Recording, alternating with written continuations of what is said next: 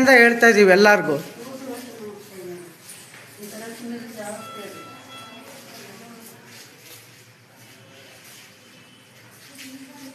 ಎಷ್ಟು ವಯಸ್ಸು? 2.5 ವರ್ಷ ಸರ್. 2.5 ವರ್ಷ. ಅಲ್ಲಿದೆ ನೋಡಿ sir. Vasant sir, Srinivas sir ಕೇಳಿ. ಪರ್ಮಿಷನ್ ತೊಗೊಂಡಿದ್ದೀನಿ ಪರ್ಮಿಷನ್ ತೊಗೊಂಡಿದ್ದೀನಮ್ಮ ಸರ್. ಟ್ರೀಟ್ಮೆಂಟ್ ಬೆಳಗ್ಗೆ ಯಾಕೆ ಕೊಟ್ಟಿಲ್ಲ? 10:30ಗೆ ಅಷ್ಟು ನೋಡಿ. ಅಲ್ಲಿ ಆಯ್ತು ಇರಿ ಸರ್. ಬೆಳಗ್ಗೆ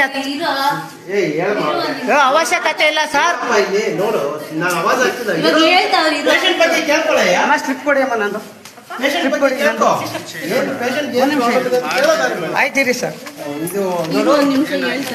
ಇರಿ ಸರ್. ತುಂಬಾ ಸುಸ್ತಾಗಿದೆ ಬೇದಿಯಾಗಿ, ಅದಕ್ಕೆ ಬಾಟ್ಲ್ ಹಾಕ್ಬೇಕಾಗ್ತದೆ. ಬೆಳಗ್ಗೆ ಯಾಕೆ ಸರ್ ಟ್ರೀಟ್ಮೆಂಟ್ ಕೊಟ್ಟಿಲ್ಲ? ಅದ್ ನನಗೆ ಗೊತ್ತಿಲ್ಲಪ್ಪ. ನಾನು ಇವಾಗ ನೋಡ್ತಾ ಇರೋದು ಮಗುನ, ಇವಾಗ ಹೇಳ್ತಾ ಇದ್ದೀನಿ. ಕರೀರಿ ವಸಂತ್ ಸರ್, ವೈದ್ಯಾಧಿಕಾರಿಗಳು ಶ್ರೀನಿವಾಸ್ ಸರ್ ಕರೀರಿ. ಆಗಲ್ಲ ಕಣಮ್ಮ, ಇಲ್ಲಿ ಬಾಟ್ಲ್ ಹಾಕಕ್ಕಾಗಲ್ಲ. ಮಕ್ಕಳು ಡಾಕ್ಟರ್ ಬೇಕು, ಅದಕ್ಕೆ ನಾನು ಬರ್ಕೊಡ್ತೀನಿ, ಆಂಬುಲೆನ್ಸ್ ಮಾಡ್ಕೊಡ್ತೀನಿ. ನೀವು ಇದಕ್ಕೆ ಕೋಲಾರ ಕರ್ಕೊಂಡು ಹೋಗೋಣ. ಬೆಳಗ್ಗೆ ಕಿರಣ್ ಡಾಕ್ಟರ್ ಬರ್ಕೊಂಡ್ ಕೊಟ್ಟಿದ್ದಾರಲ್ಲ ಇಲ್ಲಿ. ಅದ್ ನಡಿ, ಅದ್ ನನಗೆ ಗೊತ್ತಿಲ್ಲ. ಅದನ್ನೆಲ್ಲ ಅವ್ರನ್ನ ಕೇಳ್ಕೊಳಪ್ಪ ನೀನು. ಯಾಕಂತ ಕೇಳ್ಬಾರ್ದು, ನನಗೆ ಗೊತ್ತಾಯ್ತು. ಏನ್ ಮಾಡಿ ಏನಾಗೈತೆ ಇರೋಣ, 1 ನಿಮಿಷ ಇರೋಣ. ಇರೋಣ. ನಮ್ಗಿದೆ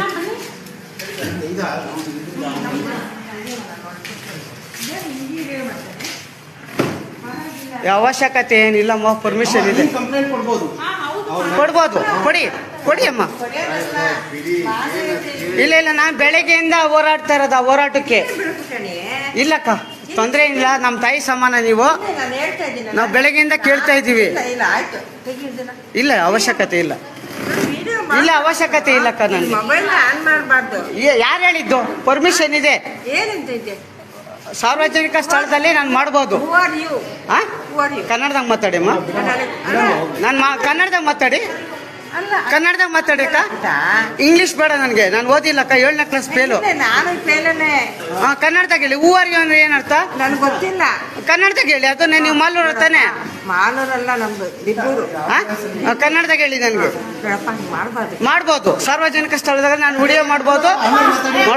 ಸುಸ್ತಾಗಿದೆ ಮಗು.